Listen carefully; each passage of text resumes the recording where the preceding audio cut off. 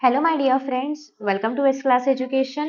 आज आपण पाहतोय 10th standard science part 2 chapter 6 that is animal classification मधला सगळ्यात important sub phylum that is vertebrata. So आपण स्टार्ट केलं होतं कॉर्डेट्स आणि नॉन कॉर्डेट्स यांच्यामधल्या प्रत्येक फायलम मधील क्लासिफिकेशन पाहण्यापासून, आणि आता आपण शेवटच्या सब फायलम वरती आलो आहोत आणि that is vertebrata. So basically chordata हे जे आहे हा आपला काय होता, ऍक्च्युअल फायलम होता. एक मिनिट हा, काहीतरी पेनला इश्यू झालाय. हा, जो आपला कॉर डेटा आहे तर तो ऍक्च्युअल फायलम होता. आणि त्या कॉर डेटा मधला जो सब कॉर डेटा मध्ये आपण 3 सब फायलम पाहिले होते. एक तर होता युरोकॉर डेटा, एक तर आहे सेफॅलोकॉर डेटा आणि एक तर आहे वर्टेब्रेटा. आता हे जे वर्टेब्रेटा सब फायलम आहे याच्यामध्ये अजून आपल्याला 6 क्लासेस पाहायला मिळतात. सो आता ते जे काही 6 क्लासेस आहेत आणि त्यांचे काही कॅरेक्टरिस्टिक्स आहेत ते आता आपण बघणार आहोत. सो सब फायलम वर्टेब्रेटा याला आपण ग्रॅनिटा पण म्हणतो. आता याला वर्टेब्रेटा का म्हणतात? आतापर्यंत आपण काय पाहिलं की कॉर्डेटा आणि नॉन कॉर्डेटा यांच्यामध्ये डिफरन्स कोणाचा आहे? नोटोकॉर्डचा. सो नोटोकॉर्ड जे की आपल्या बॉडीला अॅनिमल्सच्या बॉडीला सपोर्ट करायचं काम करणार आहेत, like a spinal cord. So आतापर्यंतच्या अॅनिमल्स मध्ये आपण पाहिलं की नॉन कॉर्डेट्स मध्ये तर अजिबात नोटोकॉर्ड नव्हतं. जे कॉर्डेट्स आहेत त्यांच्यामध्ये through out the body length किंवा कुठल्याही एका डेव्हलपमेंटल स्टेजमध्ये आपल्याला नोटोकॉर्ड पाहायला मिळतं. आता आपण जे वर्टेब्रेट्स पाहणार आहोत ते यासाठीच वेगळे आहेत कारण यांच्या बॉडीमध्ये वर्टेब्रल कॉलम आहे. म्हणजे फक्त नोटोकॉर्ड नाही तर यांच्या बॉडीमध्ये फुल एक हाडांचं स्ट्रक्चर आहे आणि वर्टेब्रल कॉलम आपल्याला बघायला मिळतं. सो त्यांना आपण काय म्हणणार आहोत? वर्टेब्रेट्स. सो यांच्या बॉडीमधलं जे नोटोकॉर्ड आहे that is replaced by the vertebral column. या अॅनिमल्सचं हेड वेल डेव्हलप असल्यामुळे याला आपण क्रॅनिटा म्हणतो. तुम्हाला माहिती असेल आपला हेड किंवा आपला skull is covered by what? Cranium. आणि त्याच्यामध्ये ते डेव्हलप असल्यामुळे किंवा ते इतर अॅनिमल्स पेक्षा डेव्हलप असल्यामुळे त्याला आपण क्रेनिटा म्हणजे या सब फायलमला आपण क्रेनिटा फायलम सब फायलम असं पण म्हणतो. ब्रेन जे आहे तर it is protected by cranium. Endoskeleton cartilaginous आहे किंवा बोनी आहे, म्हणजे आपली बॉडी जशी की बोन्स पासून बनलेली आहे. काही अॅनिमल्सची बॉडी कार्टिलेज पासून बनलेली पण असू शकते. कार्टिलेज म्हणजे नेमकं काय? तर बोन्स सारखंच पण थोडंसं फ्लेक्झिबल स्ट्रक्चर आहे. आपले बोन्स खूप स्ट्रॉंग आहेत आणि ते लगेच ब्रेक होतात जर आपण त्याला असं कुठूनही मोडायचं वगैरे ट्राय केलं तर. पण कार्टिलेज इज लाईक ते कुठूनही मोडलं जाऊ शकतं किंवा कशाही पद्धतीने ते मोडलं म्हणजे वी कॅन लाईक त्याला आपण मोल्ड करू शकतो. त्याला फ्लेक्सिबल असल्यामुळे आपण कसंही त्याची मुवमेंट करू शकतो. फॉर एक्झाम्पल तुम्हाला पाहायला मिळत असेल की फिश फिशच्या बॉडीमध्ये काय आहे? बोन्स असतात. म्हणजे जे पण नॉनव्हेज खातात त्यांना माहिती आहे की फिशच्या बॉडीमध्ये बोन्स असतात. काही बोन्स खूप जास्त मजबूत असतात किंवा स्ट्रॉंग असतात की ते असे डिरेक्टली ब्रेक होतात तोडायचं म्हटलं की. आणि काही बोन्स जे आहेत तर ते असे वळतात, पटकन ब्रेक नाही होत, ते फ्लेक्झिबल असतात. सो ते जे मटेरियल आहे त्याला आपण म्हणतो कार्टिलेज. आणि असे काही अॅनिमल्स आहेत की जे कार्टिलेजमुळे बॉडीची मुवमेंट करू शकतात कशाही पद्धतीने, फ्लेक्झिबल पद्धतीने.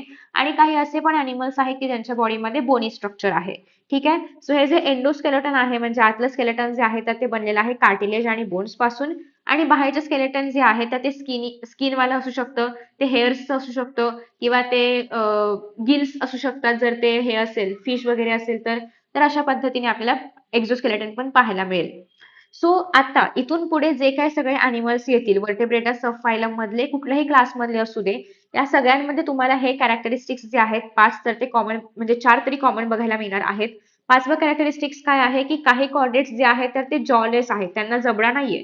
मग ते कसे खाणार पिणार? तर ते सकिंग करायचं काम करतात. फॉर एक्झाम्पल आपण लीच मध्ये कसं पाहिलं होतं की ते ब्लडला सक करायचं काम करते. सेम तेच याच्यामध्ये होणार आहे. ज्यांना जॉ नाहीये त्याला आपण म्हणतो एग्नाथा, आणि ज्यांना जॉ आहे त्याला आपण म्हणतो ग्नाथोस्टोमाटा. कारण स्टोमाटा हा शब्द काय रिप्रेझेंट करतो? ओपनिंग. आणि ग्नाथा रिप्रेझेंट्स जॉ. सो जॉ नसणारे एग्नाथा आणि जॉ असणारे gnathostomata. Done. So let us start with the classification. सगळ्यात पहिल्यांदा सब फायलम वर्टेब्रेटा मधला पहिला क्लास आहे तो म्हणजे सायक्लोस्टोमाटा. स्टोमाटा म्हणजे काय? ओपनिंग. सायक्लो म्हणजे काय? सायक्लिक. सो यांचं तोंड बघा असं सायक्लिक म्हणजे सर्क्युलर सर्क्युलर ओपनिंग असणारं आहे. दुसरी गोष्ट यांचं जॉलेस माउथ आहे, म्हणजे हे कशामध्ये येणार आहे? एग्नाथा. सो पहिला क्लास जो आहे तर तो कशामध्ये येतो? एग्नाथामध्ये येतो. आणि अर्थात एग्नाथा म्हणजे काय? जॉ नाहीये. जॉ नाहीये म्हणजे हे काय करणार? सकिंग करणार. सकिंग करण्यासाठी तोंड सर्क्युलर असलं पाहिजे आणि त्यासोबतच सर्क्युलर ओपनिंग असली पाहिजे, म्हणून हे कुठल्या क्लासमध्ये येतात? सायक्लोस्टोमाटामध्ये येतात. ठीक आहे. सो पहिला पॉईंट सगळ्यांना लक्षात राहील की जॉलेस आहेत, एग्नाथा आहेत, त्याच्यामुळे सकल प्रेझेंट आहे. दुसरी गोष्ट यांच्या बॉडीवरती स्किन प्रेझेंट आहे जी की सॉफ्ट आहे आणि कुठलेही स्केल्स नाहीयेत, खवले असं नाहीये किंवा खवले म्हणू शकतो आपण, ते नाहीयेत त्यांच्या स्किनवरती. नेक्स्ट आहे पेड अपेंडेजेस वगैरे सगळे ऍबसेंट आहे. हे बघा सरपटतायत ऑलमोस्ट सापासारखे वगैरे. ठीक आहे. मग आपण यांना रेप्टाइल्स मध्ये का नाही टाकत आहोत, तर रिझन इज की यांच्या बॉडी मध्ये जे मेन पार्ट आहे जॉ वाला तर तो ऍबसेंट आहे आणि म्हणून यांचा क्लास वेगळा पडतोय. ठीक आहे. एंडोस्केलेटन यांचं कार्टिलेज पासून बनलंय आणि एक्टोपॅरासाइट आता अर्थात त्यांच्याकडे स्वतःचा माउथ नसल्यामुळे हे काही चावून देऊन खाणार नाहीयेत. हे दुसऱ्या कुठल्या तरी अॅनिमल वरती डिपेंड असणार आहेत. सो त्याला आपण काय म्हणतो, एक्टोपॅरासाइट. फॉर एक्झाम्पल पेट्रोमॅक्झॉन घेऊ शकता, मायक्झिन घेऊ शकता, एनिथिंग.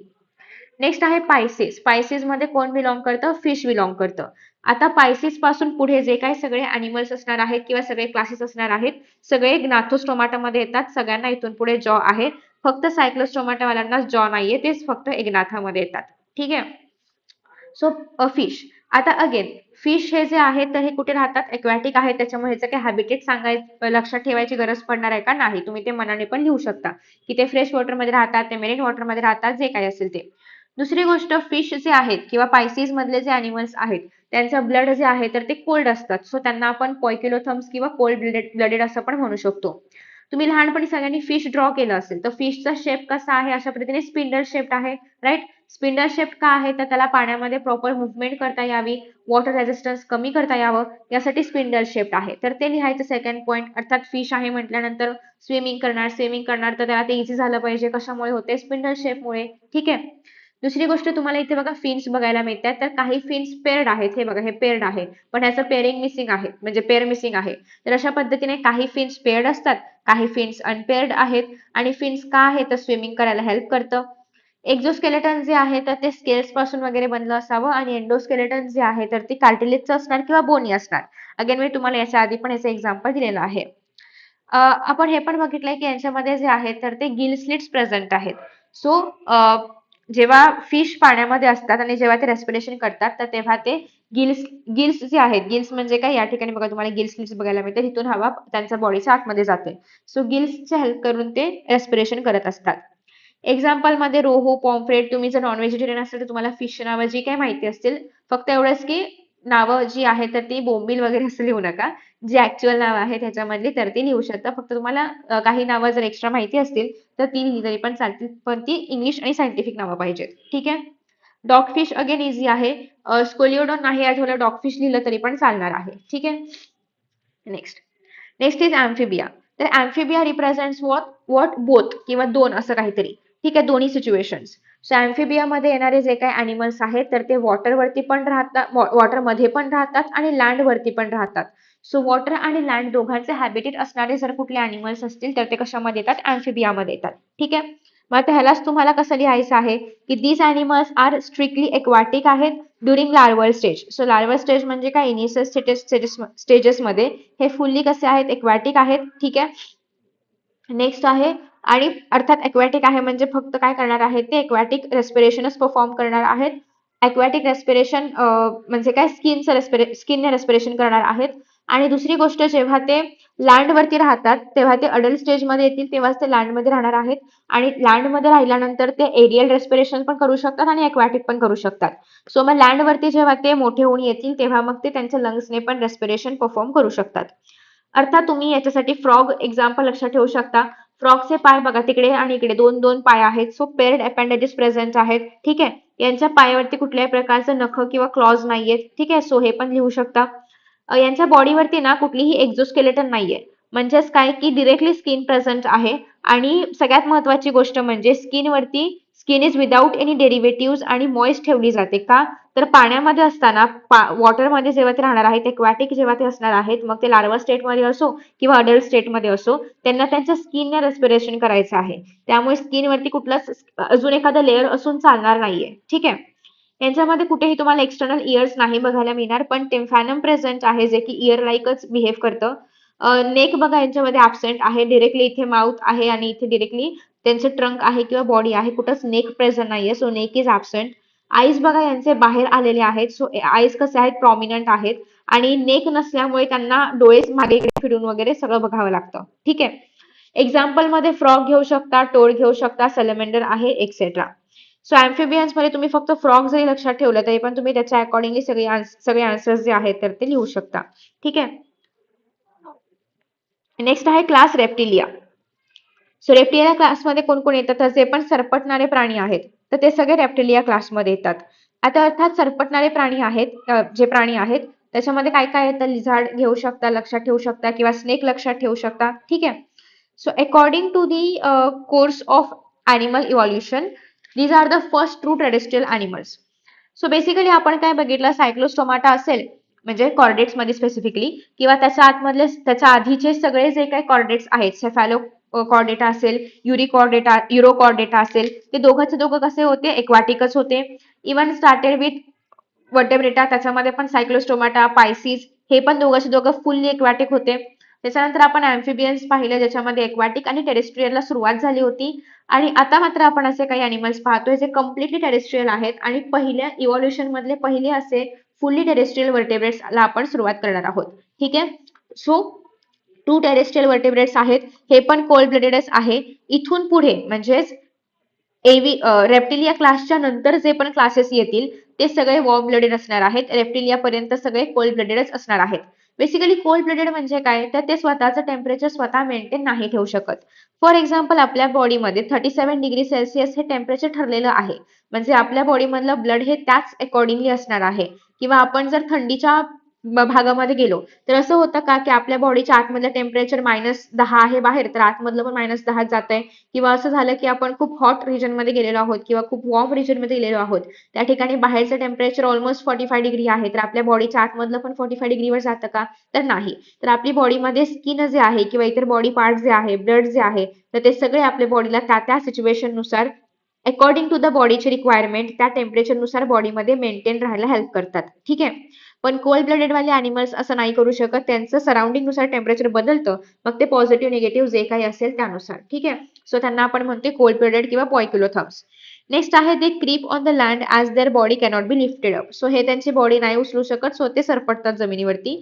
त्यांची स्किन ड्राय आणि स्केली आहे, कारण अर्थात त्यांना जमिनीवर सरकायचं आहे, तर स्किन तशी असली पाहिजे, खडबडीत, काय म्हणतो त्याला आपण, खडबडीत असली पाहिजे. ठीक आहे. So neck is present between head आणि ट्रंक. तर बघा लिझर्डला छोटीशी नेक पण आहे, हे त्यांचं हेडचं पार्ट आहे आणि हे त्यांचं ट्रंकचं पार्ट आहे. ठीक आहे. ह्यांच्यामध्ये पण एक्सटर्नल इयर्स ऍबसेंट आहे. सो तुम्ही जर त्या पालीला हॅलो पाल असं म्हटलं तर ती काहीच रिस्पॉन्स नाही करणार, because external ears are absent. Next आहे digits are provided with claws. So हे ऍबसेंट होतं कशामध्ये, अॅम्फिबियन्स मध्ये, पण रेप्टिलियामध्ये हे फीचर आपल्याला बघायला मिळतंय. एक्झाम्पल्स मध्ये टोटोइज, लिझर्ड, स्नेक, जे पण हवं असेल ते सगळं. नेक्स्ट आहे एव्हीज. एव्हीज रिप्रेझेंट्स व्हॉट, बर्ड्स. आता कुठलं पण एखादं बर्ड लक्षात ठेवा आणि त्यानुसार तुम्ही याला लिहू शकता. अर्थात बर्ड्स आहे म्हटल्यानंतर हे तर अक्वॅटिक नसणारच आहे. यांची लाईफ कशी आहे, एरियल आहे, हवेमधली आहे. दुसरी गोष्ट, ब्लड्सला आपलं बॉडी टेम्परेचर मेंटेन ठेवावं लागतं, कारण अर्थात ते एअरमध्ये उडणार आहेत, ते एका स्पेसिफिक ठिकाणी नाही बसणार आहेत. सो त्यामुळे त्यांचं ब्लड कसं आहे, वॉर्म आहे, त्यांना आपण होमिओथर्म्स म्हणतो. म्हणजेच काय की त्यांचं बॉडीचं टेम्परेचर कॉन्स्टंट मेंटेन ठेवू शकतात इरेस्पेक्टिव्ह ऑफ द एन्व्हायरमेंटचं टेम्परेचर. नेक्स्ट आहे the body is spindle shape. So यांची बॉडी बघा, यांची पण बॉडी हे फिश सारखीच स्पिंडल शेप आहे. फिशची बॉडी का होती, वॉटर रेजिस्टन्स हे करण्यासाठी. यांची बॉडी का असणार आहे, फ्लाइट रेजिस्टन्स किंवा एअर रेजिस्टन्स कमी करण्यासाठी. ठीक आहे. यांना बघा दोनच पाय आहेत आणि दोन पायांचे पंखांमध्ये मॉडिफिकेशन झालंय. सो फोर लिम्स जे आहेत तर they are modified into wings, आणि जे डिजिट्स आहेत तर ते कवर्ड विथ स्केल्स आणि बिअर क्लॉज वगैरे आहे. एक्झोस्केलेटन जे आहे तर ते फिदर्सच्या फॉर्म मध्ये प्रेझेंट आहे, जे की तुम्हाला इथे बघायला मिळतंय. नेक पण प्रेझेंट आहे बिटवीन हेड आणि ट्रंक. ठीक आहे. सो यांच्यामध्ये जॉज जे आहेत डिरेक्टली जॉज आहेत का, नाही, तर यांच्यामध्ये बिग प्रेझेंट आहे. सो जॉ इज मॉडिफाईड इनटू बिग. आणि याचं एक्झाम्पल कुठलं पण एखादं बर्डचं नाव लिहू शकता, पिकॉक, पॅरोट, पिजन, डक, जे पण तुम्हाला हवं असेल ते सगळं. ठीक आहे. सो आय गेस बेसिकच गोष्टी आहेत, काही जास्त डिफिकल्ट नाहीये. एक तर पहिली गोष्ट, हे जे आहेत तर ते एरियल लाईफ मध्ये राहणं प्रेफर करतात, म्हणजे एरियल लाईफ मध्येच राहतात. दुसरी गोष्ट, यांचं ब्लड जे आहे तर ते वॉर्म ब्लडेड आहे, तर आपण होमिओथर्म्स पण म्हणू शकतो, का तर बॉडीचं टेम्परेचर कॉन्स्टंट ठेवायचं आहे. तिसरी गोष्ट, स्पिंडल शेप्ड आहे, का तर एअर रेजिस्टन्स कमी करायचं आहे. फोर लिम्स विंग्स मध्ये कन्वर्ट झालेले आहेत आणि दोन बॅकलिम्स प्रेझेंट आहेत. एक्झोस्केलेटन फिदर्सचं बनलेलं आहे. नेक आहे प्रेझेंट. ठीक आहे. जॉ पण आहे प्रेझेंट. एक्झाम्पल मध्ये कुठल्या पण पक्ष्यांची नावं लिहू शकता. नेक्स्ट आणि लास्ट क्लास आहे तो म्हणजे मॅमेलिया. सो मॅमेलियाचं नाव याच्यामुळे पडलेलं आहे बिकॉज ऑफ की यांच्यामध्ये मॅमरी ग्लँड्स प्रेझेंट असतं, जे की आतापर्यंतच्या कुठल्याच क्लासचं किंवा कुठल्याच फायलमचं वगैरे कॅरेक्टरिस्टिक फीचर नाहीये, पण मॅमेलिया म्हणजे मॅमेलिया या क्लासचं मात्र आहे.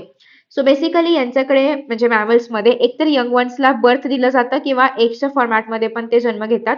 दुसरी गोष्ट यांच्यामध्ये जे बेबीज आहेत तर ते जन्मल्यानंतर त्यांना इनिशियल फीडिंग जे आहे किंवा न्यूट्रिशन प्रोव्हाइड करणं जे आहे तर ते मदरचं काम आहे. सो ते त्यासाठी मेमरी ग्लँडचं यूज केलं जातं.